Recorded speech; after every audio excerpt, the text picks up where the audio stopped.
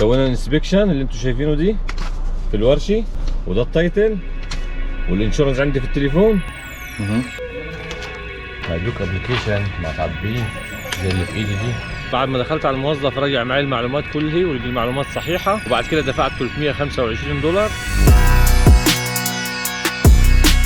لما تيجي على امريكي وحبيت تشتري عربيه، هقول لك على الاجراءات اللي من خلالها تنقل ملكيه العربيه دي على اسمك، لان انا شغال في الموضوع ده حاليا على كده.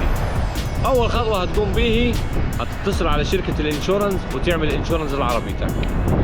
ثاني خطوه هتقوم به هتعمل حاجه اسمها انسبكشن، وبعد ما تعمل انسبكشن والانشورنس تتوجه على الدي ام في، ديبارتمنت موتور فيوكل، خاصه يعني بيها بالسيارات زي المرور عندنا يعني، عشان تقول لهم انا عايز اعمل ترانسفير للسياره دي. وحاليا ستوتا بيعملوا لها انسبكشن زي ما انتم شايفين، موصلها امين على الكمبيوتر وبيعمل لها الفحص. بس نخلصوا الفحص ويدونا ورقه من عندهم انه السياره الحمد لله ما فيهاش اي مشاكل، وناخدها ونطلع فين؟ على الدي ام في. طبعا المعلم سميري معايا النهارده بالصلاه على النبي، لانه ما فيش حد في البيت، امه في الشغل واخواته برضه في الشغل، فطبعا ما ينفعش تسيبه وحده، مع انه بالصلاه على النبي اهو كد الدنيا ما شاء الله الله اكبر. بس ما ينفعش تسيب الطفل وحده في البيت، يعني ده طفل على كده سموه طفوله، هو عنده 10 سنين صراحه برضه لسه طفل يعني. فجبته معاي نغير زيت للعربيه كده ونظبط الدنيا وهنطلع على الدي ام في مع بعض. سي هاي سمير. هاي. You can see everything. What? سوينا الانسبكشن اللي انتم شايفينه دي في الورشه، وده التايتل، والانشورنس عندي في التليفون، وهتوكل على الله على الدي ام في عشان هي انقل ملكيه السياره. يلا بينا.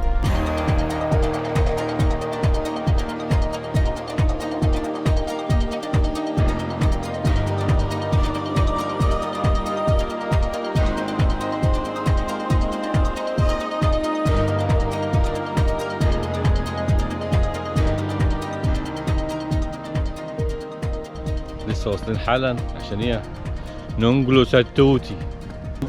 ولقينا الجهاز الاصيل ده قدامي بيقول لك اليوم سنتري كونتينيو. Do you have an appointment? Oh my god. No. Please choose in option below. Motor vehicle ولا property tax motor vehicle. خدنا التيكت دلوقتي منتظرين دورنا. بيبقى في قدامك شاشة هنا اللي انت شايفها دي، بيجي عليها دورك وبعد كده تخش. هيدوك ابلكيشن مع تعبيه زي اللي في ايدي دي، موديل السيارة والسنة بتاعتها وعنوانك والمشتري اللي انت اشتريتها منه اسمه بالكامل، وتكتب ايميلك ويا تاني ولون السيارة والموديل بتاعها، وتوقع فيه من تحت. ابلكيشن ورقه واحده. طبعا الكلام ده في تكساس، انا ما اعرفش باقي الولايات شبهنا ولا لا. والتايتل بتاع السياره تكتب عليه من ورا برضو.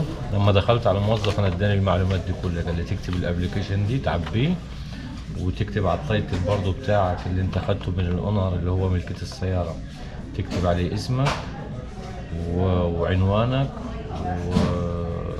وتوقع عليه. ودلوقتي هخش اقدم الورق للموظف. بعد ما دخلت على الموظف رجع معي المعلومات كلها ولقي المعلومات صحيحه، وبعد كده دفعت $325، وقال لي خلال اسبوعيا الارقام هتكون عندك والريجستريشن هيكون عندك، هيجي لك على البريد على البيت. وطبعا اداني الاوراق دي، قال الاوراق دي تخليها معاك عشان لو شرطي وقفك ولا حاجه، عشان يبقى عندك ما يثبت انك انت نقلت ملكيه السياره على اسمك، وبرضه عشان تخلي مسؤوليه الراجل اللي انت اشتريتها منه. ودلوقتي انا هتوكل على الله. يا رب يكون الحلقه عجبتكم، واللي ما عملش لايك يعمل لايك، واللي ما عملش سبسكرايب للقناه يعمل سبسكرايب للقناه.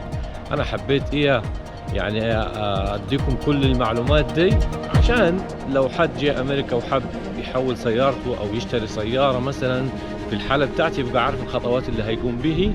اشكركم والسلام عليكم.